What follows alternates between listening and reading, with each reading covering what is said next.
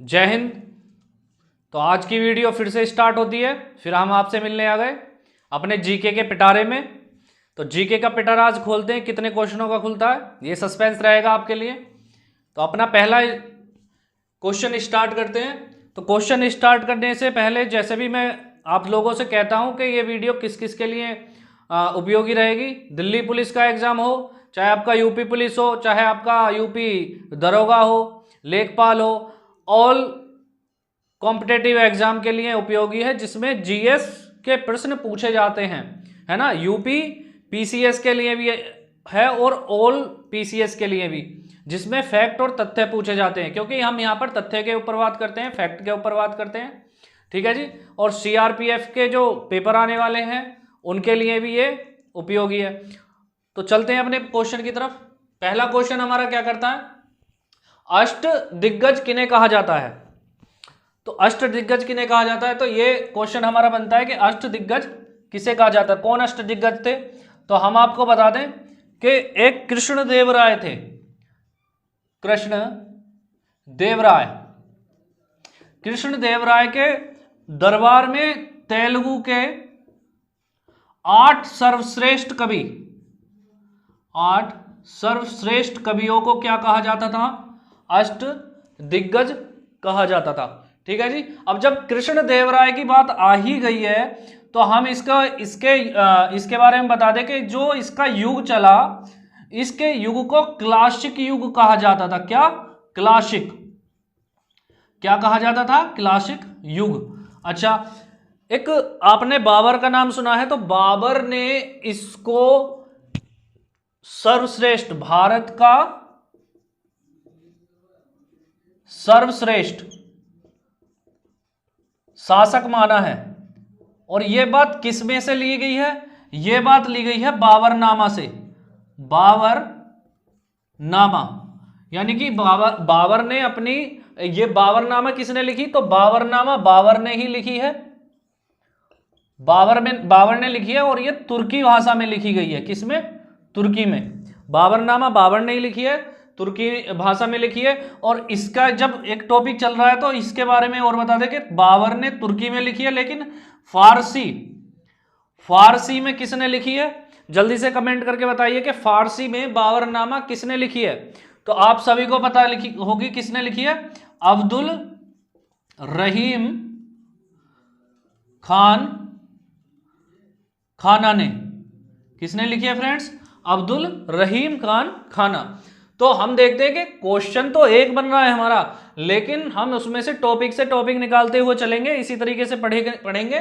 तो सभी एग्जाम के लिए इंपॉर्टेंट है। जीके का पिटारा हमारा रोज लगता है हमारा। ठीक है। तीनों गोलमेज सम्मेलन के समय इंग्लैंड का प्रधानमंत्री कौन था। तो यहां पर कौन हो जाएगा इंग्लैंड का प्रधानमंत्री, तो वहां पर जो हमारा इंग्लैंड का प्रधानमंत्री था कौन था, रैमजे मैकडोनाल्ड। रैमजे मैकडोनाल्ड, ठीक है जी। कौन था, रैमजे मैकडोनाल्ड का बर्गर आता है ना, उससे समझ जाओ। ठीक है ना, तो मैकडोनाल्ड रैमजे। सत्याग्रह का प्रयोग सबसे पहले कहां हुआ, तो जल्दी से कमेंट करके बताते जाइए मेरे साथ साथ कि सत्याग्रह का प्रयोग सबसे पहले कहां हुआ, जल्दी बताइए। तो हम बताते हैं दक्षिण अफ्रीका। और यह भी बता दीजिए किसने किया, महात्मा गांधी। क्वेश्चन हर बार पूछे जा रहे हैं, वही क्वेश्चन लेके आ रहा हूं, या तो जो आने की जिनकी संभावना है या फिर पूछे जाने हैं, है ना, या पूछे गए हैं पीछे। तो हर एक क्वेश्चन हमारा इंपॉर्टेंट है। अगला क्वेश्चन हमारा चौथा क्या कहता है, काली क्रांति किससे संबंधित है। तो जल्दी से बताइए काली क्रांति किससे संबंधित है। तो ये संबंधित है कच्चा तेल उत्पादन से। किससे, कच्चा तेल उत्पादन से। ठीक है फ्रेंड्स, किससे संबंधित है, कच्चा तेल उत्पादन से। पंबा सिंचाई परियोजना, पंबा सिंचाई परियोजना हमारी कहां है, तो पंबा सिंचाई परियोजना ये केरल में है और ये पंबा नदी में पड़ती है। कहां, पंबा नदी पर ही है। ठीक है, पंबा नदी है, वहां नहर है एक तरीके की, तो उसमें क्या है, पंबा परियोजना है। तो हमारे 5 क्वेश्चन कंप्लीट हुए। चलते हैं अपने नेक्स्ट क्वेश्चन की तरफ। तो अपना नेक्स्ट क्वेश्चन क्या है, जूट उद्योग सबसे पहले कहां लगा। तो जूट उद्योग के बारे में बता दें, थोड़ा सा जूट के ही बारे में बता दें। इसको गोल्डन फाइबर कहा जाता है। क्या? गोल्डन फाइबर भी कहा जाता है, यानी सोने के रेशे, सोने के रेशे। और इसने, जूट ने ही भारत को बहुत ज्यादा प्रसिद्धि दिलाई है। जूट के मामले में भारत नंबर 1 पर रहा है शुरू से ही। तो फाइबर रेशे यानी फाइबर, गोल्डन फाइबर यानी सोने के रेशे बोला जाता है। तो इसका पहला उद्योग कहां लगा? कोलकाता के समीप रिशरा में, और यह लगा है 1855 में। किसमें? 1855 में। ठीक है फ्रेंड्स, अगला है हमारा क्वेश्चन नंबर 7। भारत का बोस्टन किसे कहा जाता है? तो भारत का बोस्टन अहमदाबाद, अहमदाबाद को कहा जाता है। ठीक है जी। 7वीं पंचवर्षीय योजना किस मॉडल पर आधारित है? तो जवाब देते रहिए मेरे साथ साथ। तो किस पर आधारित है? जॉन डब्ल्यू मिलर मॉडल पर। किस पर? मिलर मॉडल पर। ठीक है फ्रेंड्स, अगला है हमारा आरबीआई के प्रथम गवर्नर कौन थे? प्रथम का मतलब जब आरबीआई गठित हुआ, तो सबसे पहले तो हम यही बता देते हैं कि आरबीआई कब गठित हुआ, भारतीय रिजर्व बैंक कब गठित हुआ। तो 1 अप्रैल 1935 को आरबीआई का गठन हुआ, और इसके जो पहले गवर्नर रहे वो भी 1 अप्रैल 1935 से कब तक रहे? 30 जून 1937 तक। क्या नाम था उनका? तो उनका नाम था सर ऑसबोर्न स्मिथ। क्या नाम था सर उसका? Sir Osborne Smith. ठीक है फ्रेंड्स, तो थोड़ा सा और जानकारी देते थे। तो ये जब ये क्या नाम है स्टेबलाइज हुआ, आरबीआई जब स्टेबलाइज हुआ, तो ये पहली इसकी जो राशि थी, ये कितनी राशि पर स्टेबलाइज हुआ? ये 5 करोड़। सबसे पहले जो भारतीय रिजर्व बैंक भारतीय रिजर्व बैंक आरबीआई जब स्टेबलाइज हुआ तो कब हुआ? कितने करोड़ पे हुआ? 5 करोड़। 5 करोड़ की राशि से ये स्टेबलाइज हुआ। अच्छा, 1949 कब फ्रेंड्स?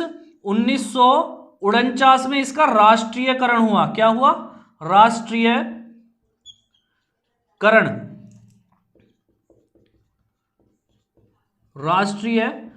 हुआ।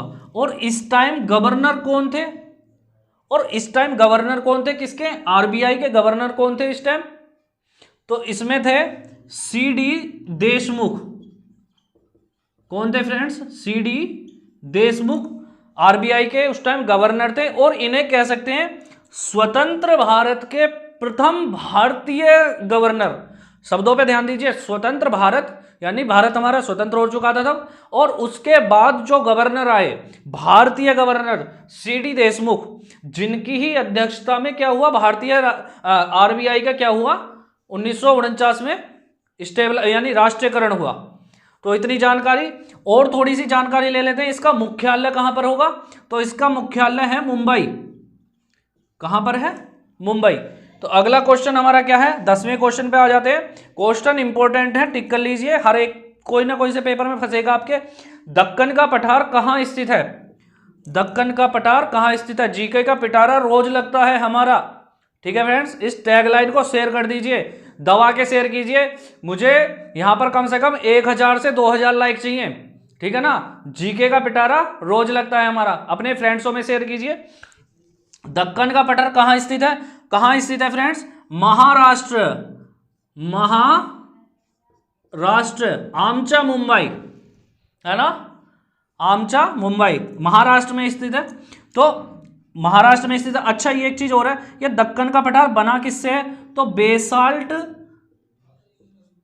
चट्टानों को टूटकर बना है। किसको? बेसाल्ट चट्टानों को टूटकर क्या बना है? दक्कन का पठार, जो महाराष्ट्र में स्थित है। अच्छा, इसके पूर्वी भाग को क्या कहते हैं? जल्दी बताइए, इसके पूर्वी भाग को क्या कहते हैं? कमेंट में जल्दी बताइए, मेरे साथ साथ जवाब देते रहिए। मैं जब ही मानूंगा कि आप पढ़ रहे हैं, लगातार जग रहे हैं, अपने बेरोजगारी के ठप्पे को हटाने की कोशिश कर रहे हैं। कि पूर्वी भाग कहां पर है? विदर्भ। इसके पूर्वी भाग को क्या कहते हैं? विदर्भ कहा जाता है। ठीक है, तो नोट करते रहिए या फिर स्क्रीनशॉट ले लीजिए, जो भी आपका मन है। आज का जीके का पिटारा हमारा यहीं पर ही रुकता है।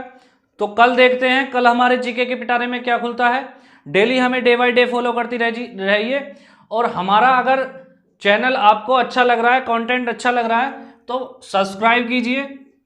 अगर आपने अभी तक अपने फ्रेंडों में शेयर नहीं किया है तो फ्रेंड में शेयर कीजिए, और लाइक, प्लीज़ लाइक तो करके ही जाइएगा, है ना।